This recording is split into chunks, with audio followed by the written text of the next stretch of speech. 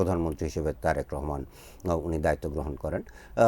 তখন থেকেই একটা কিন্তু স্পেকুলেশন বা একটা আলোচনা ছিল যে নেবারহুড ফার্স্ট, সেক্ষেত্রে কি ভারতে প্রথম যাবেন নাকি ডেভেলপমেন্ট পার্টনারদের ভিতরে সবচেয়ে বড় যেটি রয়েছে চায়না, সেখানে তিনি ভিজিট করবেন।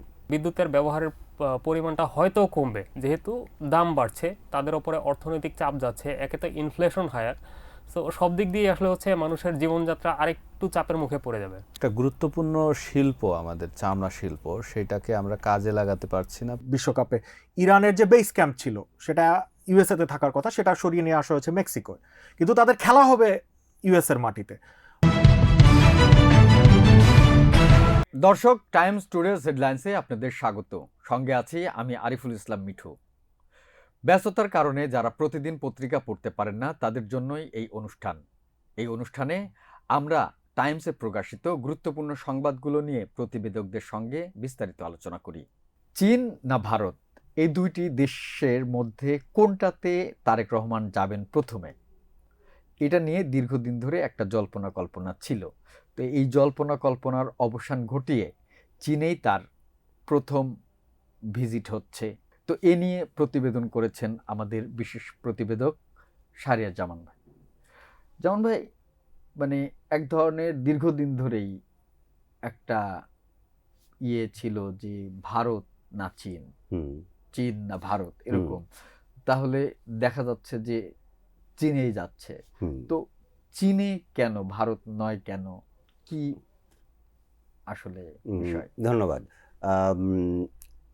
17 ফেব্রুয়ারি সরকার দায়িত্ব গ্রহণ করে, সেদিনকে শপথ গ্রহণ অনুষ্ঠান হয়। প্রধানমন্ত্রী হিসেবে তারেক রহমান উনি দায়িত্ব গ্রহণ করেন। তখন থেকেই একটা কিন্তু স্পেকুলেশন বা একটা আলোচনা ছিল যে নেবারহুড ফার্স্ট, সেক্ষেত্রে কি ভারতে প্রথম যাবেন নাকি ডেভেলপমেন্ট পার্টনারদের ভিতরে সবচেয়ে বড় যেটি রয়েছে চায়না, সেখানে তিনি ভিজিট করবেন। যদি আমি আমন্ত্রণের কথা বলি, কোনো দেশে ভিজিট করতে গেলে প্রাইম মিনিস্টার লেভেলে বা প্রেসিডেন্ট লেভেলে আমন্ত্রণপত্র লাগে। ভারত কিন্তু আমাদেরকে আমন্ত্রণপত্র প্রথমেই দিয়ে দিয়েছিল। As a matter of fact Bharat, Bhutan, বেশ কয়েকটি দেশও দিয়েছিল। চায়না ভিজিটটা শেপ আপ করে হচ্ছে গিয়ে মে মাসে, যখন আমাদের ফরেন মিনিস্টার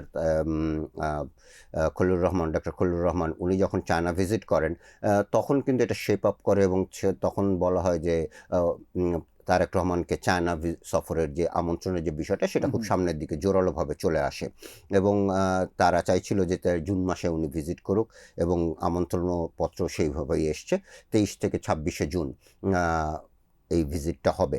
অবশ্যই এক্ষেত্রে বলে নিই যে ওই ভিজিটের আগে মালয়েশিয়াতে তার 21-22শে জুন ভিজিট রয়েছে, সেটাও সরকারি আমন্ত্রণেই যাচ্ছেন উনি। তার মানে 21-22, এর পরবর্তীতে 23, 24, 25, 26, এই 6 দিনই তার 2 দফা 2 কান্ট্রি ভিজিট। চায়নার বিষয়টা যদি আপনি বলেন, যে প্রথমে যেটা আপনি বললেন যে চায়না না ভারত, কোনটা বেছে নিল বা কেন বেছে নিল, এই ভিজিটগুলো যেটা হয় সেটা অবশ্যই একটা কারণ, বড় একটা কারণ হচ্ছে গিয়ে যে ন্যাশনাল ইন্টারেস্ট, আমাদের যে জাতীয় স্বার্থ, সেটা অর্জনের দিকে কতটুকু অগ্রগতি হলো, সেই ভিজিটগুলোর মাধ্যমে কিন্তু সেটা অর্জন করা হয়। এই মুহূর্তে ঢাকা দিল্লির যে রিলেশনশিপ, সেইটা থেকে যেটা ধারণা করা যায় যে কোনো ভিজিট হলে সেটার আউটকাম থাকতে হবে, সেটার একটা ভিজিবল একটা যে অর্জন, সেটা জনগণের সামনে কিন্তু দেখাতে হয়। এই মুহূর্তে ঢাকা দিল্লির রিলেশনশিপ যে অবস্থায় রয়েছে, সেই অবস্থায় সেই ধরনের কোনো ডেলিভারেবলস এখন পর্যন্ত সেরকমভাবে দেখা যাচ্ছে না, বা অর্জনটাও যে দেখানো যাবে সেটাও কিন্তু সেইভাবে পরিলক্ষিত হচ্ছে না। ফলে লজিক্যাল চয়েস অবশ্যই চায়না, যে যেখানে গেলে আমরা হয়তো বা সাবস্ট্যান্টিভ একটা আউটকাম হয়তো পেতে পারি। এক্ষেত্রে যেটা বলে রাখা ভালো, যে অলরেডি বাংলাদেশ কিন্তু তিস্তা প্রজেক্টের বিষয়ে, যেটা আমাদের দীর্ঘদিনের একটা চাওয়া ছিল, যে তিস্তা প্রজেক্ট রিস্টোরেশন প্রজেক্ট, সেটা নিয়ে কাজ করা। কারণ লিন পিরিয়ডে, বিশেষ করে যখন বর্ষা মৌসুম থাকে না, যখন শুকনো মৌসুমে বা শীতকালে যে সময়টা, যখন পানির স্রোতটা আসা কমে যায়, তখন কিন্তু ওই অঞ্চলের লোকজন খুব সাফার করে। অন্যদিকে যদি দেখি যে ইন্ডিয়ার কনটেক্সটে 2011 সালে আমরা টেক্সট এগ্রি করলাম, ইনিশিয়ালও হলো যে আমরা এই চুক্তিটা সেই সময় সেপ্টেম্বর মাসে তৎকালীন ভারতের প্রধানমন্ত্রী মনমোহন সিং ঢাকা সফর করেছিলেন, তখন এটা সাইন হওয়ার কথা। একদম লাস্ট মুহূর্তে গিয়ে ইন্ডিয়া বলল যে তারা এই চুক্তি সাইন করবে না, এবং গত 15 বছরেও কিন্তু আমরা এই চুক্তিটা সাইন করতে পারিনি। ইনডেফিনিট পিরিয়ডে কি আমরা ওয়েট করব যে কবে এই চুক্তি সাইন হবে, কবে আমরা পানি সুষ্ঠুভাবে পাবো? সেটা মনে হয় বাংলাদেশের লিডারশিপ এখন যারা রয়েছে বা আগেও যারা ছিল তারাও ওইভাবে চিন্তা করেছিল যে এটা তো ইনডেফিনিট একটা প্রজেক্ট, তো হাতে নিতে হবে।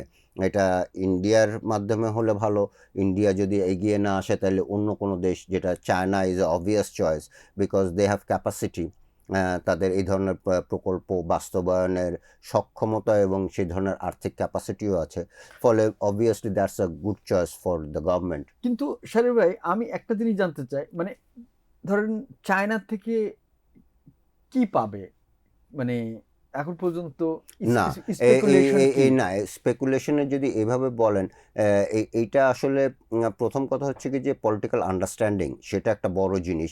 এই সফরগুলোতে পলিটিক্যাল আন্ডারস্ট্যান্ডিংগুলো খুব বেশি মাত্রায় হয়, কারণ মানে জাস্ট একটা এক্সাম্পল, যে একজন যখন আর একজনের বাসায় যায় তখন কিন্তু তাদের ভিতরে হৃদ্রতা বাড়ে, তাদের ভিতরে আন্তরিকতা বাড়ে।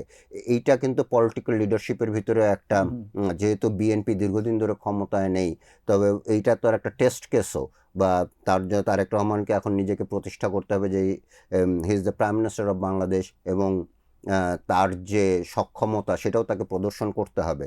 তো আপনি যেটা বলছিলেন যে চাওয়া পাওয়ার যে বিষয়, চাওয়া পাওয়ার তো আলোচনা চলতেই থাকবে, এবং এই ভিজিটের মধ্যে যে সেটা শেষ তাও কিন্তু না। কিছু কিছু ক্ষেত্রে এটা তো শুরু, অথবা সামনের দিনগুলোতে একটা আগাম একটা ইঙ্গিত থাকতে পারে যে অমুক বিষয়, অমুক সাবজেক্টে, অমুক ইস্যুতে আমরা কোঅপারেশন করতে পারি। তো এই চাওয়া পাওয়ার বিষয়ের থেকে সবচেয়ে বড় কথা হচ্ছে পলিটিক্যাল আন্ডারস্ট্যান্ডিংটাকে আরো বেশি মজবুত করা। আমি তিস্তা প্রজেক্টের কথা বললাম, তাহলে কি আমরা ইন্ডিয়া থেকে সরে গেলাম? নো, ওইটা ওইভাবে বলা যাবে না। আমাদের ব্রডার, মানে একটা দেশ কি চায়, সে তার ন্যাশনাল ইন্টারেস্টটাকে অ্যাচিভ করতে চায়, সে ন্যাশনাল ইন্টারেস্ট অর্জন করতে চায়। দুটো জিনিস খুব জরুরি। একটা হচ্ছে গিয়ে যে এটা আমি মাঝে মাঝে বলি, 2016 সালে শি জিনপিং ঢাকা সফর করেছিলেন, এবং চাইনিজ প্রেসিডেন্ট যখন শি জিনপিংয়ের মতো ব্যক্তিত্ব যখন কোনো দেশ সফর করেন, এটা স্বাভাবিকভাবেই বড় ধরনের চায়নার সঙ্গে বড় ধরনের একটা যোগসূত্র, পলিটিক্যাল আন্ডারস্ট্যান্ডিং না হলে সেই দেশ শি জিনপিং ভিজিট করেন না। তো সেই সময় আমার অভিজ্ঞতা থেকে বলতে পারি, সেই সময় যে দিল্লি এবং ওয়াশিংটন তারাও কিন্তু খুব ক্লোজলি মনিটর করছিল শি জিনপিংয়ের ভিজিট। এই যে যেটা আপনি বললেন যে সরে গেলাম কিনা, দিল্লি থেকে সরে গেলাম কিনা বা ওয়াশিংটন থেকে বিচ্ছিন্ন হয়ে গেলাম কিনা, তারাও কিন্তু এটা মনিটর করছিল। সেই সময় দিল্লি এবং ওয়াশিংটনকে যে দুটা প্রধান বার্তা বাংলাদেশের পক্ষ থেকে দেওয়া হয়েছিল, সেই দুটো একটা হচ্ছে কি যে this visit is important for us, যে শি জিনপিংয়ের এই ভিজিটটা বাংলাদেশের জন্য জরুরি। আর সেকেন্ড মেসেজিংটা যেটা ছিল সেটা হচ্ছে কি আমরা এমন কোনো কিছু করব না যেটা তোমাদের জন্য হার্মফুল হয়। So it's all about Teesta প্রজেক্টের কথা আমরা বলছি। সে ফর এক্সাম্পল ডিফেন্স কোঅপারেশন, আজকে আমরা ওদের কাছ থেকে 20টা বোয়িং কিনলাম, 20টা মিগ প্লেন কিনলাম বা কিছু কিনলাম, কিন্তু আমরা যদি আমাদের যে অন্যান্য পার্টনার রয়েছে যারা প্যাসিভলি তাদের কনসার্ন এক্সপ্রেস করে থাকে, তাদের সাথে যদি আমরা এঙ্গেজড হই এবং এক্সপ্লেন করি, এই ভিজিটের মাধ্যমে বাংলাদেশেরই শুধু উপকার হবে, নাম্বার 1, এবং এই ভিজিটের মাধ্যমে বা আমরা এমন কোনো কিছু করব না যেটা তোমার জন্য হার্মফুল, এই মেসেজিংটা জরুরি। এবং এই মেসেজিংটা শুধু জরুরি এটা না, সেকেন্ড যেটা আর একটা দরকার সেটা হচ্ছে কি it must be backed by action. আমরা শুধু তাদেরকে বললাম যে তোমাদের কোনো হার্ম আমরা করব না, কিন্তু পরবর্তীতে সেইটাকে আমরা প্রতিষ্ঠা করার জন্য বা সেটাকে ভালো করে এস্টাবলিশ করার জন্য আমরা কোনো কিছু অ্যাকশন দেখালাম না, সেটাও হবে না। দুটোই থাকতে হবে। একটা হতে হবে তাদের সাথে constructive engagement with all partners. China of course একটা বড় দেশ, is a big power, global পাওয়ার, সেখানের সাথে এঙ্গেজড হলে অন্যান্য দেশগুলোর অনেক কিছুই বলার থাকতে পারে। তো কিন্তু তাদেরকে যেমন আশ্বস্ত করতে হবে যে এই ভিজিটের মাধ্যমে তাদের কোনো ক্ষতি হবে না, এবং কাজ, কথায় না কাজেও যেন প্রমাণ থাকে, সেটাও দেখাতে হবে। সো ইটস অল টুগেদার এই জিনিসগুলো যে ডিপ্লোমেসিতে আমি একদিকে চলে গেলাম আর একদিকে খালি রাখলাম, বিষয়টা সেরকম না। ডিপ্লোমেসিতে এটা খুব নর্মাল। আজকে আমি চায়না ভিজিটে যাচ্ছি, ট্রাম্প সাহেবও তো চায়না ভিজিট করেছেন। পাকিস্তানের প্রাইম মিনিস্টার থেকে শুরু করে কে না চায়নায় গেছে। আবার উল্টো দিক থেকে যদি দেখি যে মার্কো রুবিও তো ইন্ডিয়া ভিজিট করে গেলেন। কেউ কোনো দিকে যাচ্ছে না। এটা টিল্ট হয়, একটা দেশ আর একটা দেশের প্রতি একটু নির্ভরশীলতা দেখায়, কিন্তু একই সঙ্গে ওই ফ্লেক্সিবিলিটি থাকতে হবে, যখন প্রয়োজন হবে তখন এইটাকে টিল্ট করে আমি অন্য দেশের দিকেও নিয়ে যাব। আমি যদি এক্সাম্পল হিসেবে বলি, আজকে যদি আমরা চায়না ভিজিটে যাই এবং সেখানে আমরা সাবস্ট্যান্টিভ কিছু পাই, এগেইন গো ব্যাক যে যখন আমাদের ইন্ডিয়ার জন্য দরকার পড়বে, সামনে আমাদের গঙ্গা চুক্তি সহ আরও অনেক জিনিস রয়েছে ইন্ডিয়ার সাথে, এই ক্যাপাসিটি থাকতে হবে যে আমি আমার এই পজিশনটাকে রিভার্স আউট নটসে আমি আমার পজিশনটাকে আবার টিল্ট করে ইন্ডিয়ার দিকেও কিছুটা ঝুঁকবো, সেটার ক্যাপাসিটিও বাংলাদেশে থাকতে হবে। এই ফ্লেক্সিবিলিটিটা থাকতে হবে ডিপ্লোমেসিতে। আরেকটি গুরুত্বপূর্ণ সংবাদ হচ্ছে যে এই নতুন সরকার ক্ষমতায় আসার পর বিদ্যুতের দাম বাড়ানো নিয়ে দীর্ঘদিন ধরে আলোচনা হচ্ছিল। তো সরকার আজ ঘোষণা দিয়েছে যে গ্রাহক পর্যায়ে এবং পাইকারি পর্যায়ে, দুই পর্যায়ে বিদ্যুতের দাম বাড়ছে। তো এ নিয়ে রিপোর্ট করেছেন আমাদের প্রতিবেদক তৌফিক হোসেন মুবিন। এই যে দাম বাড়ালো, মানে কোন প্রেক্ষিতে আসলে সরকারকে এই সময়ে এসে বিদ্যুতের দাম বাড়াতে হলো? প্রেক্ষিতের কথা বলতে গেলে প্রথমেই তো আসলে কথা বলতে হয় যে ইরান যুদ্ধের প্রেক্ষাপটে সারা বিশ্বেই জ্বালানি খাত একটু অস্থিরতার মধ্য দিয়ে যাচ্ছে। বাংলাদেশও একই পরিস্থিতির মুখোমুখি। তো জ্বালানি খাতে অস্থিরতা দেখা দেওয়ার পর সরকার, আপনার হয়তো দর্শকরা অনেকেই জেনে থাকবেন যে 2 দফা ইতিমধ্যে তেলের দাম বেড়েছে বিভিন্ন পর্যায়ে। তো সর্বশেষ এই যে 31শে মে সরকার 3 ধরনের তেলের দাম বাড়ালো, ডিজেলটা বাদ দিয়ে। এবং একই সাথে হচ্ছে আসলে অনেক দিন ধরেই বিদ্যুতের দাম বাড়বে বলে একটা আলোচনা শোনা যাচ্ছিল। সর্বশেষ 2024-এ বিদ্যুতের দাম বাড়ার পরে এখনো পর্যন্ত আর বিদ্যুতের দামের কোনো ধরনের অ্যাডজাস্টমেন্ট হয়নি। তো কিন্তু অন্য তেলের দাম বেড়েছে, যেমন ফার্নেস অয়েলের দাম। তবে এইখানে আরেকটা ব্যাপার হচ্ছে যে তেলের দাম বাড়ার সাথে বিদ্যুতের দাম বাড়বে, এই কথাটা আসলে কতটুকু যুক্তিযুক্ত সেটা নিয়ে অনেকে প্রশ্ন তোলেন। কারণ বাংলাদেশে যারা অবশ্যই যুক্তিযুক্ত, কারণ ফার্নেস অয়েল ভিত্তিক বিদ্যুৎ কেন্দ্রের পরিচালনা যারা করেন, মানে আসলে ফার্নেস অয়েল, আমি বিদ্যুৎ বোর্ডের লোকজনের সাথে কথা বলেছি, তো তারা কিন্তু অনেকেই বলেছেন যে অতিরিক্ত ব্যয়বহুল হওয়ায় তেল ভিত্তিক যে বিদ্যুৎ কেন্দ্রগুলো সেগুলোকে বসিয়ে রাখা হয়। সুতরাং মানে অতিরিক্ত আসলে বিদ্যুতের ডিমান্ড খুবই উচ্চ পর্যায়ে চলে না গেলে এই কেন্দ্রগুলোকে চালানোর আসলে কোনো সম্ভাবনা এই মুহূর্তে নেই।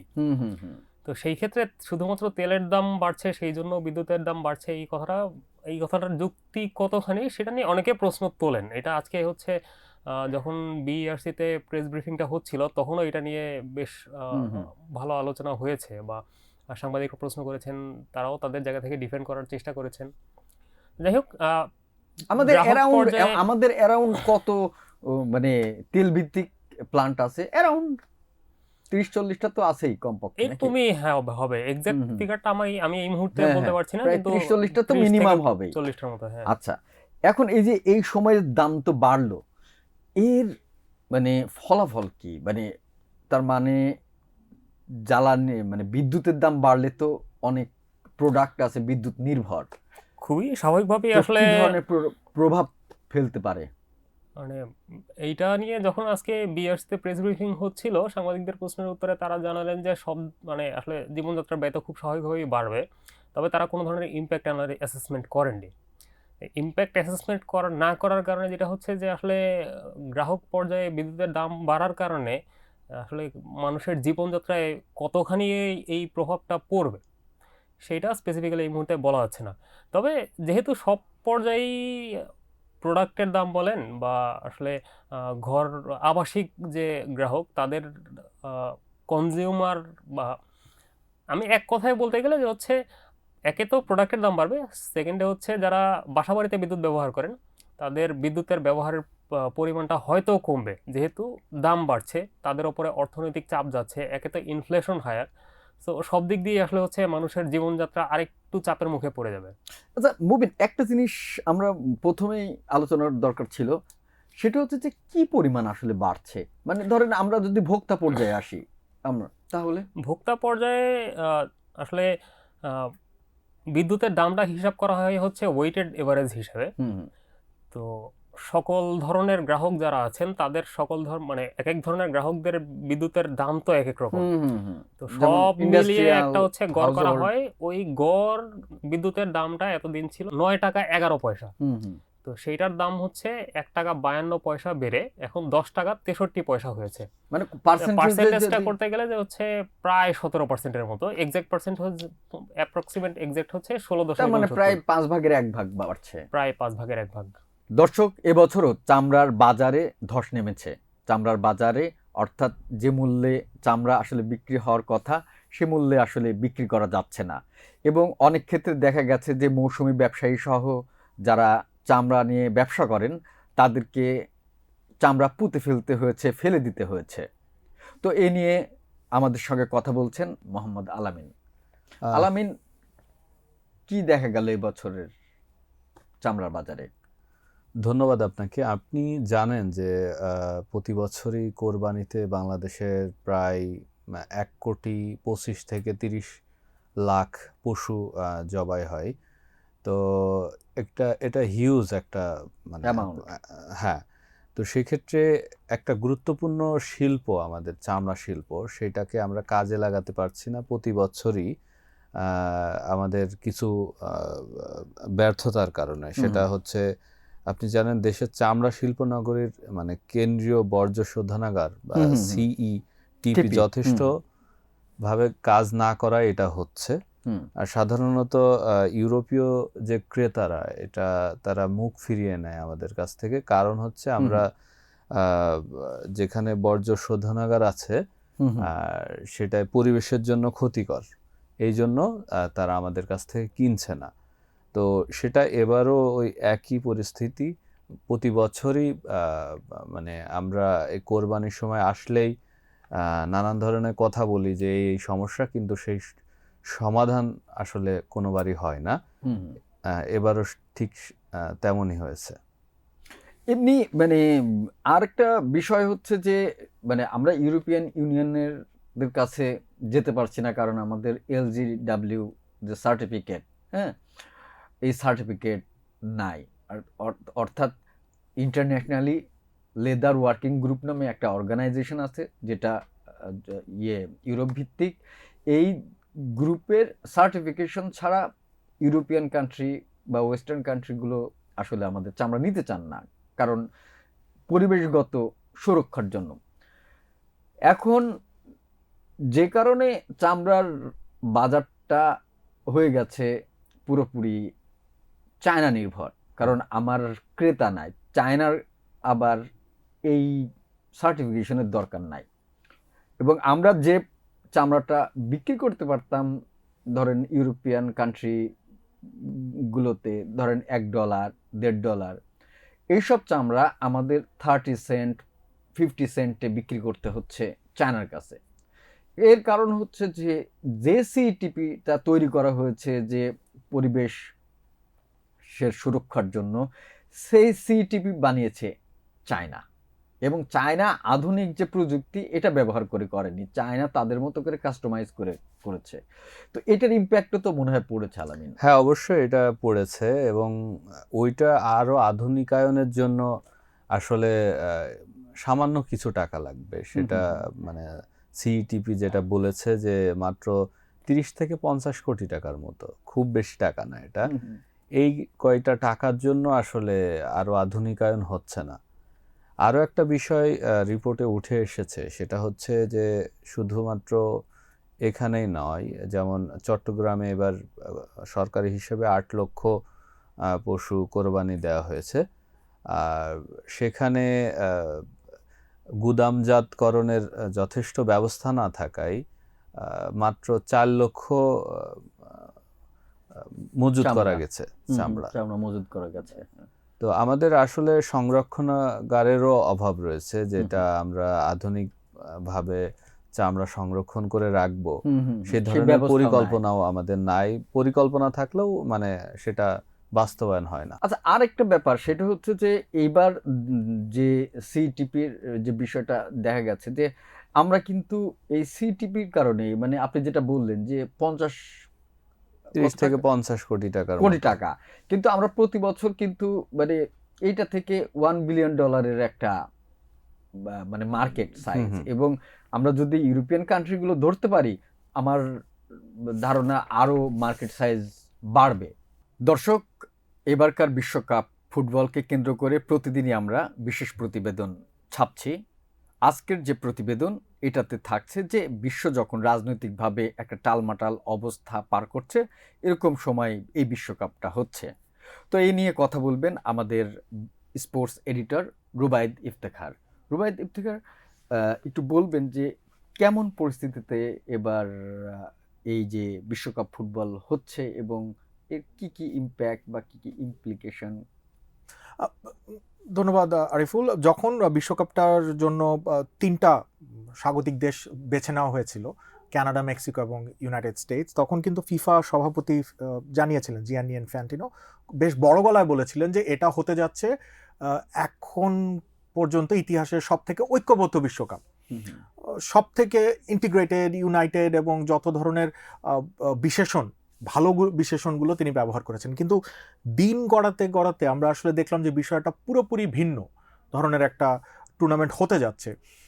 শুরু করে ইরান দিয়ে, এখন সবথেকে আলোচিত বিষয়গুলোর একটি পুরো বিশ্বে ইরানের বিরুদ্ধে আমেরিকা এবং ইসরায়েলের যে আগ্রাসন, সেটা তো আমরা দেখলামই, মার্চ মাসে শুরু হয়েছিল, সেটার এখনও কিন্তু শেষ হয়নি এবং যুদ্ধ চলছে দুই দেশের মধ্যে।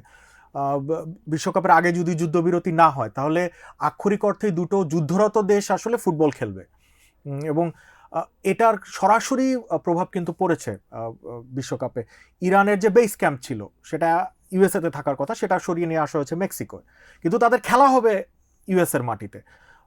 তো প্রত্যেকবার ম্যাচের আগে ইরানিয়ান খেলোয়াড়রা মেক্সিকো থেকে বর্ডার ক্রস করে আমেরিকায় ঢুকবেন, খেলা শেষ করে আবার নিজেদের বেস ক্যাম্পে ফেরত আসবেন। এটা একেবারেই যুদ্ধের কারণেই হয়েছে, এটা তো বলার অপেক্ষা রাখে না। এছাড়া মেক্সিকোর প্রতি ট্রাম্প অ্যাডমিনিস্ট্রেশনের যে মনোভাবটা, কিছুদিন আগেও ট্রাম্প বলেছিলেন যে আমি মেক্সিকোর কার্টেল ধ্বংস করতে দরকার পড়লে মিলিটারি অভিযান চালাবো। কানাডার সঙ্গেও আমেরিকার একটা উষ্ণ সম্পর্ক ছিল, সেটা এখন কিন্তু ট্রাম্প অ্যাডমিনিস্ট্রেশন আসার পর বেশ শীতল হয়ে যাচ্ছে। তো ফিফার যে স্বপ্নটা ছিল, ফিফার সভাপতি জিয়ানি ইনফ্যান্টিনো যেমনটা চেয়েছিলেন যে এই বিশ্বকাপটা হবে সৌহার্দ্যপূর্ণ, বন্ধুত্বপূর্ণ, এবং আসলে অলিম্পিক্স বলেন বা ফিফা বিশ্বকাপ বলেন, এই আসরগুলোর খেলাধুলার পাশাপাশি এটা কিন্তু একটা বড় মঞ্চ, সবগুলো বিশ্বের সবগুলো দেশকে রিপ্রেজেন্ট করার এবং দেশের মধ্যে রাজনৈতিক সম্প্রীতি বাড়ানোর কিংবা রাজনৈতিক একটা জোরালো বক্তব্য তুলে ধরার বিশ্বের সামনে, এর থেকে বড় মঞ্চ আসলে আর নেই, দুটি নেই, অলিম্পিক এবং বিশ্বকাপ ফুটবল। অলিম্পিকটা তো সব থেকে বেশি দেশ অংশগ্রহণ করে, কিন্তু বিশ্বকাপ ফুটবলটা সব থেকে বেশি মানুষ দেখে, সেজন্য এটাকে বলা হয় যে সব থেকে বড় আসর। যে কারণে আয়োজক যতবারই ফিফা আয়োজন করেছে ফিফা বিশ্বকাপ, সবসময় তারা চেয়েছে যে এটা যেন রাজনৈতিকভাবে পরিচ্ছন্ন থাকে, এবং ফিফার কিন্তু সাংগঠনিকভাবেই ফিফার দায়িত্ব হচ্ছে একেবারে নিরপেক্ষ থাকা, অর্থাৎ কোনো পক্ষর সঙ্গে আঁতাত কিংবা বন্ধুত্বপূর্ণ সম্পর্ক করা যাবে না। কিন্তু যুক্তরাষ্ট্র, কানাডা এবং মেক্সিকোর বিশ্বকাপ যখন ঘোষণা করা হয়ে গেল যে আচ্ছা এই 3টা দেশই স্বাগতিক হবে, তারপর থেকে কিন্তু আমরা ফিফা সভাপতিকে বারবারই দেখছি ডোনাল্ড ট্রাম্পের বেশ ঘনিষ্ঠ হতে, এবং তিনি এই ঘনিষ্ঠতা বাড়াচ্ছেন। গত বছর ফিফা ক্লাব ওয়ার্ল্ড কাপের কিছু আগে ডোনাল্ড ট্রাম্পকে ফিফার পক্ষ থেকে শান্তি পুরস্কার দেওয়া হয়, যেটা আগে কখনোই দেওয়া হয়নি, এবং ওইবারই পুরস্কারটা আসলে ও বলা হয় যে এটাকে উদ্ভাবন করা হয়েছে ট্রাম্পকে দেওয়ার জন্য। তো ফুটবল যারা ফলো করেন এবং যারা আসলে ফুটবল ডেমোক্রেসি বা ফুটবলের রাজনীতিটা ফলো করেন, তারা কিন্তু জিয়ানি ইনফ্যান্টিনোর এই ঘনিষ্ঠতাটা ট্রাম্প অ্যাডমিনিস্ট্রেশনের সাথে এটা সহজভাবে নিচ্ছেন না। তো এবারের বিশ্বকাপে এটা অন্যতম বড় একটা প্রশ্নবোধক হয়ে থাকবে। হ্যাঁ, আমরা বিশ্বকাপে সবসময় দেখেছি যে আসর শুরুর আগে বেশ কিছু বিতর্ক হয়, খেলা যখন শুরু হয়ে যায় তখন আসলে আর মানুষের মাথায় কিছু থাকে না, কারণ তখন খেলা নিয়েই ব্যস্ত, খেলোয়াড়দের পারফরমেন্স নিয়ে ব্যস্ত, প্রিয় খেলোয়াড় কেমন খেলছেন, দল বাদ পড়লো, ওটা নিয়ে একটা উন্মাদনা শুরু হয়ে যায়। কাতার বিশ্বকাপে আমরা তেমনটা দেখেছিলাম। তো ইনফ্যান্টিনো এবং ট্রাম্পের হাতে আসলে একটাই ট্রাম্প কার্ড রয়েছে, যে বিশ্বকাপ শুরুর পর যদি আসরটা তারা ভালো উপহার দিতে পারেন, সেই ক্ষেত্রে এই বিতর্কগুলো হয়তো ঢাকা পড়ে যাওয়ার একটা সম্ভাবনা থাকবে। ধন্যবাদ রুবায়েদ আপনাকে।